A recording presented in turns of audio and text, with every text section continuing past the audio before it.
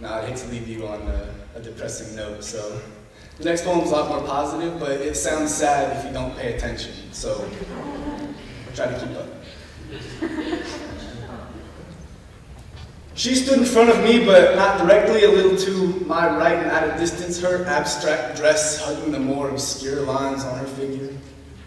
The way she spoke made it clear that she wasn't really talking to me.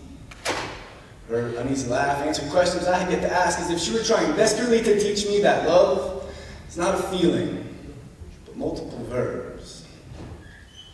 But I didn't quite understand that. So I tripped myself on the sidewalk just to leave the skin of my knee on that concrete so I would know what it's like to let people walk on me. But I could still feel my sparrow's wing flutter, heartbeat like it dove headfirst into a snowdrift just to keep warm. Face forward, arms outstretched like stop signs, I tried to recall all the times I threw dimes at street corner fountains to watch drops fall in place of my tears and to grant wishes I forgot to put into words. Because that was before I knew that love is not a feeling, but multiple verbs.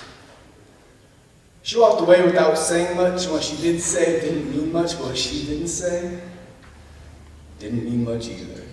It was just like all those times I loved with my mouth, but not with my hands. It's something I just can't understand, like the first time I heard the insect of breath by the flute player on the radio. It was never what I was looking for.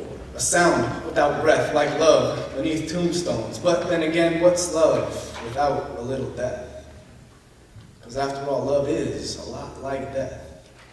Because love, like death, goes beyond flesh and bone, and love, like death, is just another way home, and love, like death, sometimes happens alone. So girl, you know you gotta love like death sometimes, because death really knows how to not let go of something. And boy, you gotta love like death sometimes, because you know you might never see a second sunrise. I don't mean the sunrise after this one, I mean a second sunrise. But maybe the subtle way we harmonize always lies right behind our eyes. And we might lie, looking into the eyes of yet another lover, if you know what I mean. But love usually lies only when sleeping. Love sleeps like I do sometimes, without dreams.